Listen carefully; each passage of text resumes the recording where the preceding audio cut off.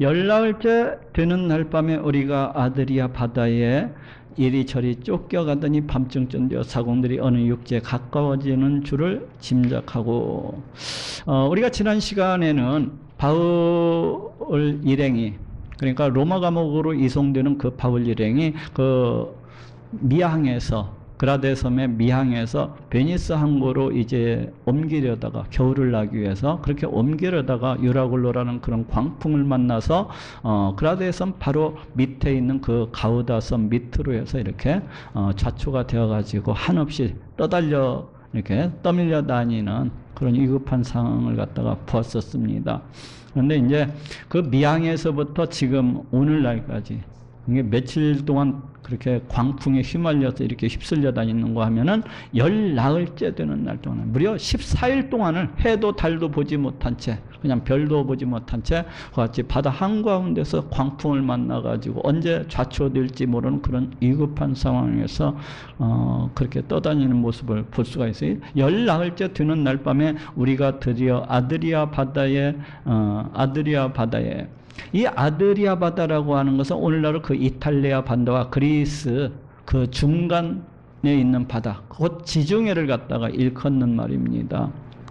그 지중해를 일컫는 말인데 바로 그 바다를 갖다가 14일 동안 그렇게 떠돌아다녔다는 겁니다. 이리저리 쫓겨가더니 밤중쯤 되어 사공들이 어느 육지에 가까워지는 줄을 짐작하고, 이게 밤중쯤 되어서 이 사공들이 어느 육지에 가까워지는 줄을 갖다가 짐작을 했다는 겁니다.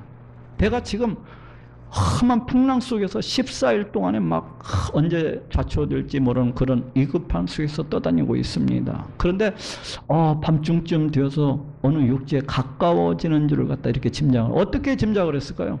그것은 이제 파도가 해안에 이렇게 부딪히는 소리가, 그 특유의 소리가 있습니다. 파도가 해안에 몰려와서 그 육지에, 해안에 부딪히는 그 특유의 소리가 있어요. 근데 이제 밤중이기 때문에 멀리 떨어진 곳에서도 그 소리가 조금은 이렇게 선명하게 들렸었던 것 같아요. 그리고 또 사공들은 바다 위에서 살아왔었던 사람들이라 그 소리를 듣고서 이 근방에 이제 육지가 가까워졌구나 하고 이렇게 짐작을 하게 된 것입니다. 물을 재어보니 지금 여기에서 보니까 굉장히 이렇게 자세하게 묘사가 되고 있지 않습니까? 이렇게 묘사가 될 수가 있는 것은 실제로 이 배 가운데 누가 타고 있었기 때문에 이 사도행전을 기록한 누가가 실제로 이 배 가운데 타고 있었기 때문에 이와 같이 자세하게 그때 그 상황을 갖다 기록할 수가 있는 겁니다.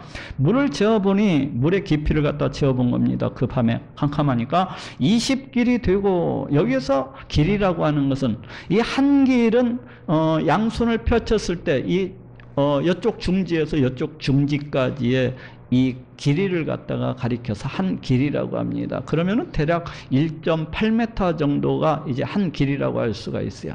그런데 지금 20길이라고 하니까 이걸 곱해보면은 약 36m 정도의 그 수심이라는 것을 알 수가 있습니다. 이제 아무것도 보이지 않는 그 캄캄한 바닷속에서 도대체 이게 어느 정도 육지에 가까워지고 있는 것은 같은데 이게 어느 지점이나 와 있나 하고 이제 내려봤더니 그렇게 36m 정도 이제 되고, 조금 가다가 다시 전이 15길이라는 것은 이제 1.8m 곱하기 15 하면은 약 27m 정도 이렇게 나옵니다. 그러니까 급격하게 그 수심이 얕아지는 것을 볼 수가 있어요. 그 얘기는 배가 점점점 육지로 가까워지고 있다는 것을 알 수가 있습니다. 그럴 뿐만 아니라 이 배가 자칫하면은 암초에 부딪혀서 좌초할 수 있는 그런 위험 또한 가지고 있다는 것을 이제 알 수가 있어요. 그래서 암초에 걸릴까 하여 이 큰 배가 자칫 암초에 걸리면 그 캄캄한 바닷속에서 땅도 보이지 않냐고 그냥 자칫 생명이 위태할 수가 있으니까 암초에 걸릴까요? 고물로 단 넷을 주고, 고물로라고 하는 것은 이제 배의 그 뒷머리를 갖다가 말합니다. 이물은 앞머리고 배의 앞쪽 머리를 갖다가 이물이라고 하고, 고물은 배 뒤쪽을 갖다가 가리켜서 고물이라고 해요. 배 뒤쪽에다가 닷넷을 주고, 이 닷이라고 하는 것은 무거운 그 같은 것을 갖다가 줄로 이렇게 달아매 가지고 이렇게 배가 움직이지 아니하도록 정박할 때 쓰는 그런 기구를 말이에요. 그것을 갖다가 4개를 주었다는 거예요. 근데 보통 평상시에는 이 닷을 주는 데 있어서 앞쪽에다 둡니다. 만약에 이 배가 정상적인 항구에 정박을 하게 되면 보통은 이 닷을 갖다가 앞쪽에다 두게 됩니다. 그래서 배가 그 바다 쪽으로 떠밀려 가지 아니하도록 이 앞쪽에다 두는 것을 볼 수가 있어요. 근데 여기에서는 지금 뒤쪽에다가 이 닷을 갖다가 4개를 갖다가 주고 있는 것을 볼 수가 있어요. 그것은 이제 자칫 이 밤중에 캄캄한 바닷속에서 바람이 불고 해갖고 이 배가 더 육지로 가다 보면은 어때요? 암초에 걸려서 배가 좌초되거나 파손될 수가 있기 때문에 그것을 방지하기 위해서 뒤쪽에다가 그렇게 주고 있는 것을 볼 수가 있어요. 닷넷을 주고 날이 새기를 고대하더니 사공들이 도망하고자 하여, 이 사공들은 뱃사람들이 아닙니까? 그래서 이 근방에 육지가 가까워진 것 같은데 이제 이 배에 있다가는 자칫 이 배에 탄 사람들하고 같이 죽을지도 모르겠다 해갖고 자기들만 이제 도망치고자 한 겁니다. 쉽게 얘기하면 그 앞에서 지금 바울이 뭐라고 얘기를 했었습니까? 안심하라, 안심하라.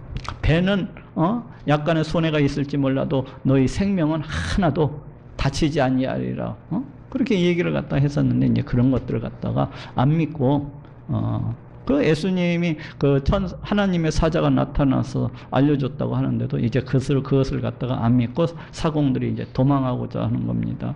이물에서 닻을 주려는 채하고, 이물이라고 하면 배 앞쪽 머리 쪽에서 그 닻을 갖다가 주려는 그렇게 채하고 거루를 바다에 내려놓고는, 거루라고 하는 것은 비상시에 쓰는 그 나룻배를 말합니다. 작은 나룻배. 그것을 갖다가 이제 닷을 내려놓는 척 하면서 그 거루를 갖다가 바다에다가 이렇게 내려놓더라는 거예요. 다행히도 이것을 누가 봤는 거니? 바울이 본 거야. 예? 다행히도. 이제 거룻배를 타고서 도망치려고 이제 그 밤중에 도망치려고 이제 꾀를 부리고 있었던 거예요. 그러니까 바울이 백부장과 군사들에게 이르되 이 사람들이 배에 있지 아니하면 너희가 구원을 얻지 못하리라 하니, 그렇지 않습니까? 이 사공들은 큰 배를 갖다가 움직이는 그런 사람들인데 이 사람들이 다 도망쳐 보십시오. 그러면 다음날 막상 육지가 저 멀리에 있더라도 그 큰 배를 갖다가 운항해서 나간다는 것이 결코 쉽지 않은 일일 거예요. 그렇기 때문에 지금 자칫하면은 생명을 갖다가 이룰 수도 있는 그런 위급한 그런 순간이기 때문에 이제 바울이 그 군사들에게 이르되 이 사람들 배에 있지 않으면 너희가 구원을 얻지 못하리라니, 이에 군사들이 거룻줄을 끊어 떼어버리니라. 근데 이 거룻배가, 이 거루가 언제 쓴다고요? 비상시에 이제 그 사람들을 갖다가 육지로, 큰 배니까 육지 가까이 못 들 때 먼 바다에다가 배를 대고서 사람들만 육지로 이렇게 갈 수 있는 그 자그마한 배, 어떻게 보면 비상용 구조선 배라고 할 수가 있는데 그것을 갖다가 지금 어떻게 했다고요? 거룻줄을 끊어버리니라.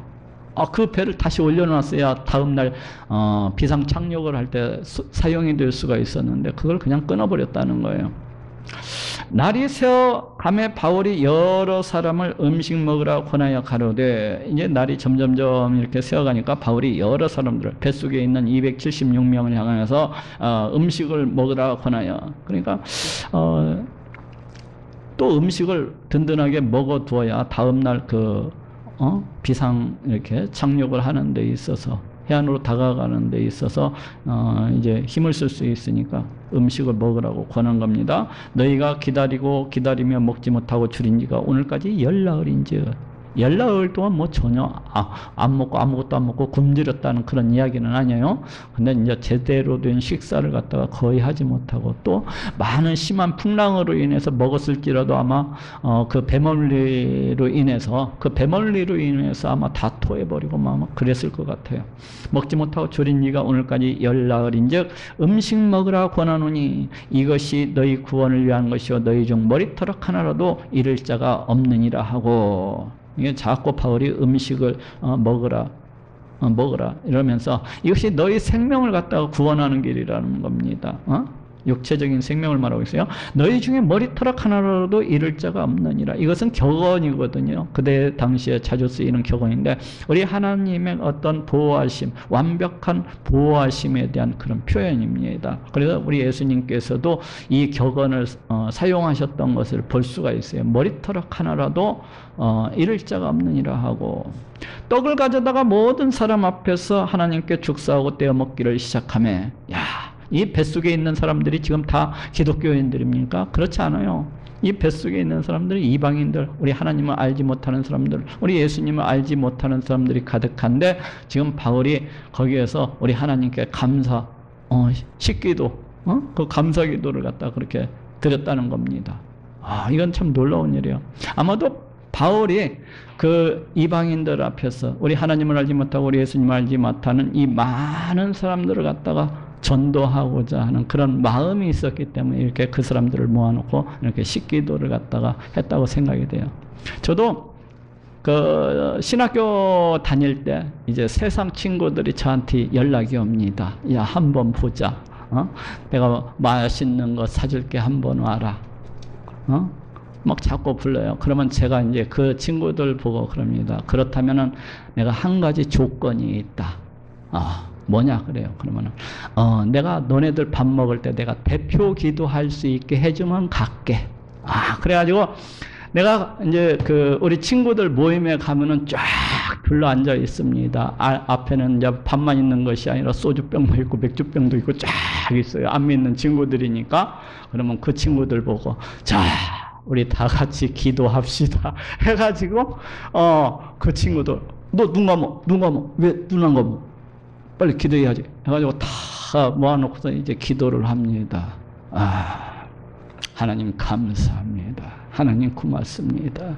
저희 친구들 함께 모였습니다. 하나님 알게 해주시옵소서 하면서 기도를 하고 예수님의 이름으로 기도합니다. 딱 그래요. 우리 안 믿는 친구들인데 다 같이 기도해요. 그게 조건이니까. 그 어떤 생각이 있는 거냐, 우리 친구들이 다 우리 예수님을 알았으면 좋겠다. 그래서 우리 하나님의 백성으로서 우리 하나님의 자녀로서 살아가다가 나중에 천국 갈 수 있기를, 그런 소원하는 마음이 있기 때문에 그렇게 하는 거예요. 여기에서도 이제 바울이 이렇게 뱃사람들, 우리 하나님도 모르고 우리 예수님도 모르고 이런 자들을 갖다 276명이나 모아놓고서 그렇게 우렁차게 아마 큰 소리로 아마 모든 사람 다 들으라고 그렇게 기도를 했을 것 같아요. 그것은 이 사람들을 갖다가 복음을 전하고자 하는, 이 사람들을 갖다가 우리 예수님을 알게 하고자 하는 그런 열망이 있었기 때문이라고 그렇게 생각을 합니다. 아마 또 이래서 그 배에 타고 있던 276명 중에는 수많은 사람들이 우리 예수님을 갖다가 영접했을 것이라고 그렇게 생각을 합니다. 먹기를 시작하면 저희도 다 안심하고 받아 먹으니, 그 죽음의 공포 가운데에서, 그 죽음의 두려움 가운데에서, 그 절망과 낭망 속에서 있었던 그 사람들이 이제 이 바울의 기도를 기점으로 해서 저희도 다 안심하고 받아 먹으니 하고 말씀을 하고 있어요. 우리 하나님께서 이 사람들에게 평안을 주셨다는 것을 갖다가 그 안심하는 그 마음을 주셨다는 것을 갖다가 알 수가 있어요. 저희도 다 안심하고 받아 먹으니 배에 있는 우리의 수는 전부 276인이로라. 276명. 그 배에 타고 있는 숫자가 나오고 있는 것은, 이것은 알렉산드리아, 그러니까 이집트 알렉산드리아에서 나일강변에서 나오는 그 곡물을 갖다가 잔뜩 싣고서 로마, 그 이탈리아 반도 로마까지 이제 그 운송을 하는 그런 곡물 수송배인데, 또한 더불어서 이와 같이 여객선 역할도 더불어서 하는 것을 볼 수가 있어요. 엄청난 양의 곡물을 실었을 텐데도 불구하고 276명이나 되는 이런 사람을 갖다가 실었다고 지금 얘기를 하고 있습니다. 배부르게 먹고 밀을 바다에 버려 배를 가볍게 하였더니, 이제 배부르게 먹고서 그 밀을 바다에 버렸다는 거예요. 이게 곡물 수송선이지 않습니까? 그러니까 실어나르기 위해서 그 화물, 그 곡물을 갖다 몽땅 바다에다가 다 내버렸다는 거예요. 왜 그렇습니까? 그 다음 날 배가 해안에 조금 더 가까이 다가가기 위해서 많은 화물을 실을수록 배가 밑으로 가라앉지 않습니까? 그러면은 암초에 좌초, 뭐에 걸리기도 시작해요. 그래서 조금이라도 배를 가볍게 해서 해안에 더 가까이 다가가고자 이제 배 안에 있는 모든 곡물을 갖다가 다 버려서 배를 가볍게 하였더니 날이 새매 어느 땅인지 알지 못하나. 지금 이때까지만 해도 이 사람들, 배 타고 있는 사람들이 자기들이 육지 가까이에 와 있기는 한데 어느 땅인지 알지 못했다는 거예요. 근데 나중에 이들은 이 섬이 멜리데 섬이라는 것을 알게 됩니다. 그래서 훗날 사람들은 이 바울의 배가 정박했던 이곳을 가리켜서 성 바울만이라고 이렇게 부르고 있어요. 지금도 성 바울만이라고 그렇게 부르고 있대요. 그 지역에 가면은. 날이 새면 어느 땅인지 알지 못하나 경사진 해안으로. 여기서 경사진 해안이라고 하는 것은 이제 모래밭이 쫙 깔려있는 그런 경사진 그런 해안을 말합니다. 된 항만이 눈에 띄거늘. 그러니까 정식적인 어떤 항만이라고 볼 수는 없고 이제 비상 착륙할 수 있는 그러한 곳을 갖다가 발견했다는 의미예요. 배를 거기에 들여다 댈 수 있는가 의논한 후 닻을 끊어 바다에 버리는 동시에 다시 뭡니까? 배를 갖다가 고정시키는 데 쓰는 그 뒤쪽에다가 닷 4개를 갖다가 이렇게 내려놨었잖아요. 평상시 같으면 그 닷을 갖다가 끊어버리는 것이 아니라 다시 들어 올려서 이렇게 사용했을 텐데 지금은 비상으로 이렇게 육지에 올라가는 그런 순간이기 때문에 최대한으로 배를 가볍게 하기 위해서 그 닷조차도 갖다가 끊어버렸다는 거예요. 동시에 킷줄을 늦추고, 키가 뭡니까? 키라고 하는 것은 배의 방향을 갖다가 조절하는 그런 기구를 말합니다. 근데 아마도 그 키를 갖다가 이렇게 동여매 놨었던 것 같아요. 떠다니는 동안에 이제 심하게 이렇게 배가 이리저리 이제 갈 것 같으니까 배를 갖다가 그 키를 갖다가 동여 묶어 놨었던 것 같아요. 그래서 그 킷줄을 갖다가 늦추고 돛을 달고 바람을 맞춰, 돛을 세우게 되면 바람을 맞춰서 이제 갈 수가 있겠죠. 돛을 달고 바람을 맞춰 해안을 향하여 들여가다가 두물이 합하여 흐르는 곳을 당하여, 두물이라고 하는 것은 이제 육지로부터 흘러내리는 물, 그 다음에 바닷물과 그게 육지의 물이 그 합쳐지는 곳을 말합니다. 두물이 그 흐르는 곳이라. 보통 이런 곳에는 그 육지로부터 흘러내리는 어떤 흙하고 그 다음에 바다에서 그 나오는 그 모래하고 이렇게 흙과 모래가 막 뒤섞인 그런 점토층을 갖다가 이렇게 이루게 됩니다. 그래서 두물이 합하는 곳을 당하여, 그러니까 점토층을 당하였다는 거예요. 배를 걸었다는 것은 배가 그 점토층에 이렇게 처박혔다는 거예요. 응? 배가 그 점토층에 이렇게 걸렸다는 것입니다. 배를 걸면 이물은 부딪혀 움직일 수 없이 붙고, 그게 배 앞머리 쪽은 그 점토층에 이렇게 부딪혀가지고 꼼짝없이 움직일 수 없을 정도로 그 점토층에 박혔다는 거예요. 그리고 고물은 큰 물결에 깨어져 가니, 배의 뒷부분은 큰 파도로 인해서 점점 이제 깨어져 가고요. 있었다는 거예요. 그러니까 군사들은 죄수가 헤엄쳐서 도망할까 하여 저희를 죽이는 것이 좋다 하였으나, 지금 바울 외에도 그 몇 명의 죄수들이 함께 그 로마 감옥으로 이송되고 있는 과정이 아닙니까? 그러다 보니까 그들을 호송하고 있는 이 군사들이, 죄수들이 육지가 가까우니까 자칫하면은 헤엄쳐서 다 도망가 버릴 수가 있으니까 차라리 죽이는 것이 좋겠다 하고 의견을 내놓는 겁니다. 근데 이제 왜 그런가 하면은 로마 시대에는 이렇게 죄수가 이렇게 도망을 치게 되면은 그 죄수가 받은 형벌을 누가 대신 받는 거니? 그것을 지키는 그 군사들이 대신 처벌을 받는다고 그래요. 그렇기 때문에 이 군사들이 도망을 치게 되면, 이 죄수들이 도망을 치게 되면은 이 죄수들의 형벌을 갖다가 군사들이 다 받을 수가 있어요. 만약에 사형죄를 당한 죄수들이라면은 어떻게 됩니까? 다 죽을 수밖에 없는. 그러니 차라리 이 도망치기 전에 이 죄수들을 갖다가 다 죽이는 것이 좋겠다고 이제 백부장한테 건의를 했겠죠. 그러니까 백부장이 바울을 구원하려 하여 이 백부장은 처음부터 가이사랴에서부터 이 바울을 극진히 이렇게 섬기는 것을 볼 수가 있어요. 응?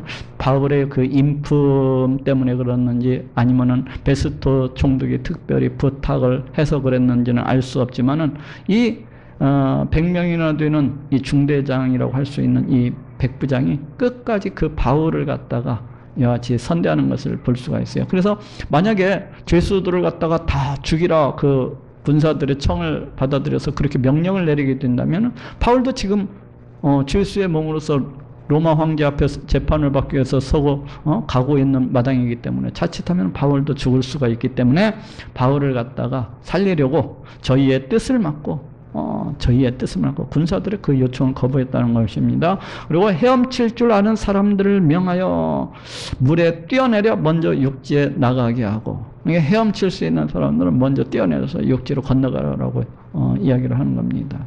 그리고 그 남은 사람들, 헤엄칠 줄 모르는 사람들, 헤엄칠 줄 모르는 사람들은 널조각 혹은 배 물건에 의지하여 나가게 하니, 그러니까 배 널조각 같은 것을 갖다가 붙들고 이렇게 나가게 했다는 거예요. 마침내 사람들이 다 상륙하여 구원을 얻으니라. 그러니까 그 전날 밤에 우리 하나님의 천사가 바울에게 나타나 가지고 그 너희 생명 하나라도 이렇게 죽는 자가 없을 것이니까 안심하라고 했던 그 약속이 그대로 이루어지는 것을 볼 수가 있습니다.